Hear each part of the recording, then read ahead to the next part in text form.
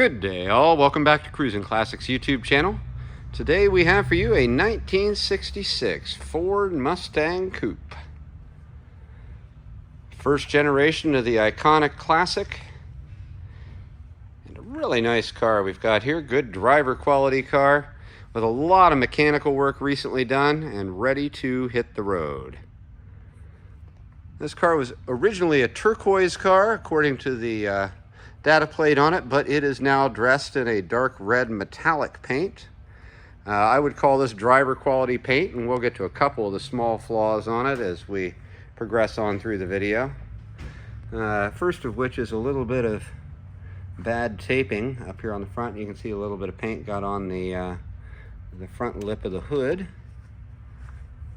You'll see that the Pony logo has been removed, the Pony and Corral from the front grille on this one, providing a little bit of stealthy look to it. Front bumper and rear bumper are both in really good shape. And you can see up here the turn signals indicators are fused right into the lower valance of the front end. The front has been adorned with an aftermarket hood scoop with Mustang badging on both sides. I'll try and catch some of the fish eyes in the paint here. You can kind of see them as the light glints across them.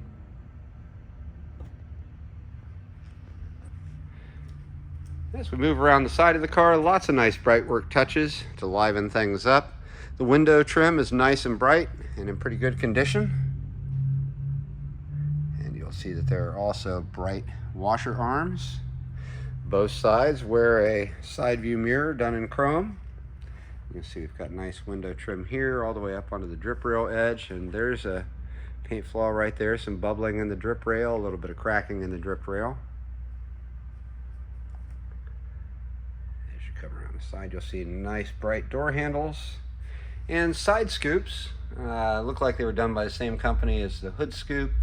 Again, that's aftermarket stuff. It looks cool. Didn't come on the car originally. There is a ribbed chrome rocker cover on both sides, giving a little bit of extra bright flare. And both front fenders wear the running Pony with red, white, and blue background badges. We've got American racing wheels, 5 spokes, front and back. And we do have some mismatched tires front and back, although all 4 tires are in good condition with plenty of tread left.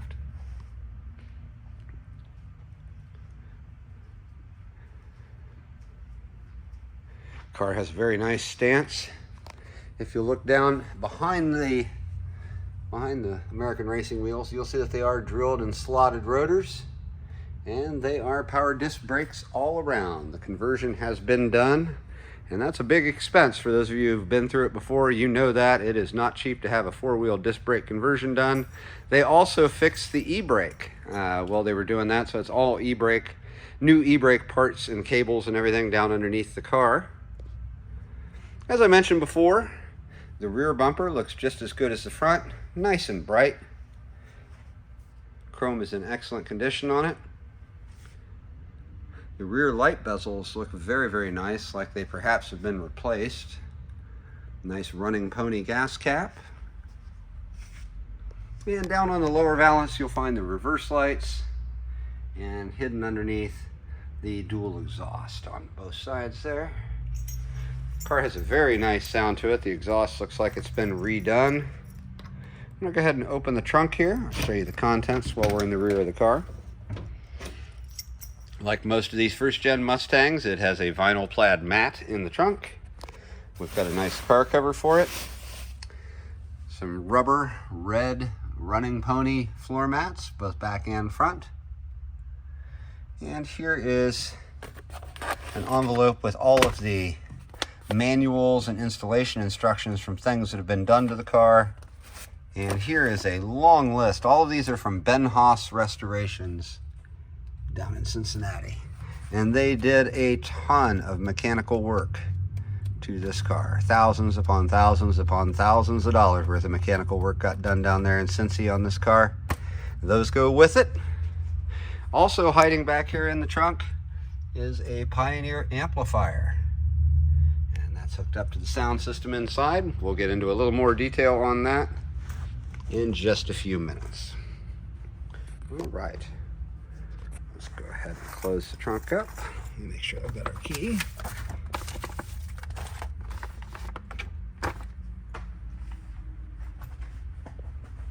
All right. As we walk around the back of the car, here's another paint flaw. This is a little bubble back here, right at the seam.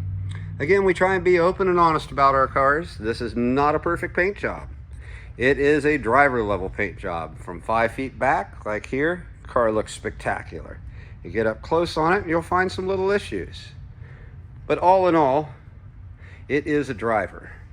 And the drivetrain has received a ton of work. Wait till we get under that hood and I'll show you all the things I'm talking about. It is ready to hit the road today with no excuses and do a good job of getting you wherever it is you want to go. Despite the paint job, the body is nice and straight. All the way down the sides of the car, things line up very well. Body lines look good. No issues there, just some substandard paint. And really, substandard prep for the paint, I think, was more the problem than anything. We'll pause briefly, and I'll be back with the hood open, and we'll check out what's going on underneath. And we are back with the hood open on this 66 Mustang. We have a very neat, clean, and tidy engine bay. Looks like it's been painted. Everything is organized up here. Looks quite nice. At the heart of it all is what we believe to be a 302 V8. It's hard to tell the difference between a 302 and a 289 without taking them out of the car, because Ford, in all their wisdom, hid the numbers in places you can't see till you've got the engine out of the car. What we do know is this 302 has been worked up quite a bit. It's got aluminum Flowtech heads on it, which again, is hard to get a picture of from this vantage point. They're down there. You've also got aluminum valve covers and a salt intake with kind of a chrome finish on it. There is Phytech fuel injection. You can see the Phytech logo underneath that breather there. So you just turn the key, count to 5, bowls fill up with gas, and boom, you start it without having to pump it. Got a nice aluminum air breather with ribs on it up on top, giving it a really pretty look. Other highlights under the hood, you'll see that it's got a newer alternator. It's got new pulley system on the front. It's got a new water pump. It's got a new power steering unit. Belts, hoses, wires, all look to be replaced. You can see back there, power brakes, dual reservoir for all of those four-wheel discs I showed you earlier. And a nice aluminum radiator to keep things running really cool. This engine has been very well sorted out, taken apart all the way down to having the camshaft taken out, put back in. A lot of work was done, and it's all detailed in those receipts from the shop in Cincinnati that I showed you back in the trunk. We're going to go ahead and hop in the car now, and we'll talk a little more about it. Bright red interior in very good condition here in this car. I wish the paint looked as nice as the interior, but you don't always look at the outside of the car while you're driving it. You're going to be looking at the interior, and it is sharp. Nice looking door cards, very good condition. And you've got the pistol grip or knife blade, however you want to call it, door handles on here with the wood insets. And for the driver, an interior control for your side mirror. Nice looking Ford sill plate. Gives us a separation between inside and outside. And some nice hook and loop carpet done in red to match the seats. The seats are two-tone, as you can see, with a gold center and the red exterior.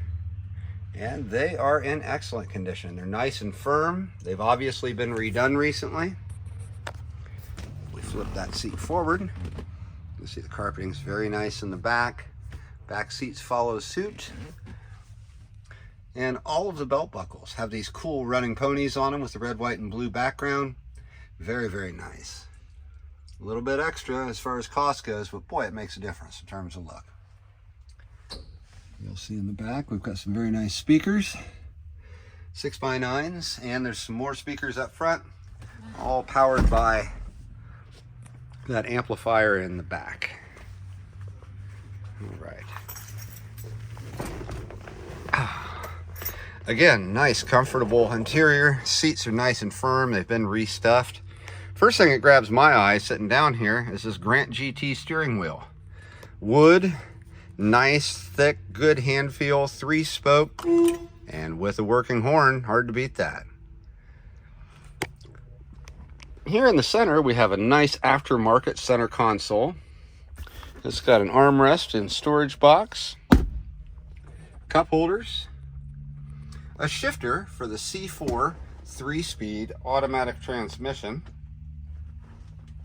and up ahead of that, just a little cubby to put any loose items in that you may have. Over on the passenger side, the seat looks just as nice as the driver's, feels just as comfortable, and the door card, if anything, it's in even better shape than the driver's side. You'll see our under dash courtesies work. And again, more speakers up here. The sound system does sound great, and we'll get to that in a few. Up on the dash pad is crack free and warp free, in good condition the whole way down. Passenger side on the glove box has this really nice wood inset. And there's your emergency flasher button. Courtesy light inside the glove box does operate. And you've got another one of the cool Running Pony logos there. Moving across the dash, next up is the Kenwood stereo. AM, FM, CD, goes back through that Pioneer amp and comes out the Pioneer speakers. You've got the round ones on the interior kick panels, and back on the package tray, 6x9s, all done by Pioneer.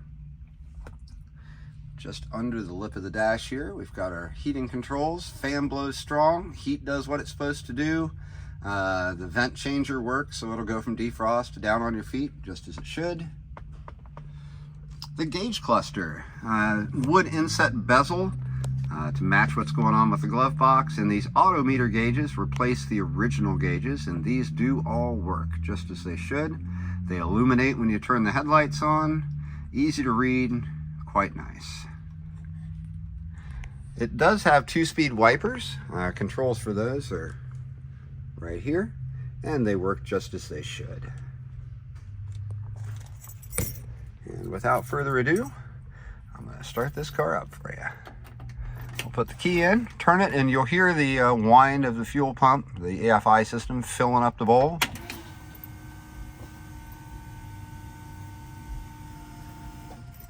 Perfect. Now a start.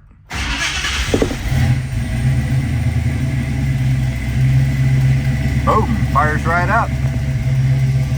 See over here on our water temperature, cold start. We'll turn our lights on. See, boom. All lights come on. Stereo, it's in standby mode right now. Get it on the radio here and get some tunes going.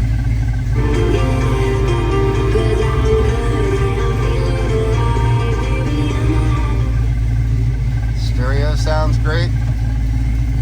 Supercar inside, really well done. If you're a purist, the only thing you may not enjoy is the console, but I'll tell you what, the armrest is comfortable. I like having beverages with me when I drive. I am all about this. It looks good. Nice match for the interior colors. Whoever did it did a nice job. It looks like a quality piece. Let me give this car a couple of revs, show you the tachometer's working, and let you hear the revving sound of the engine.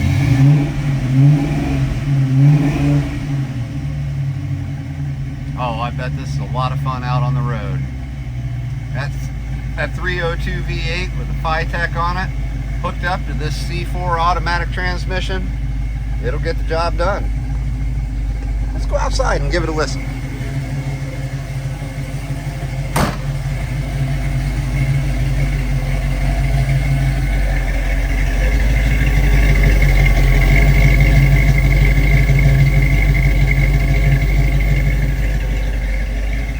Folks, if you've got any questions about this 1966 Ford Mustang Coupe, give us a call.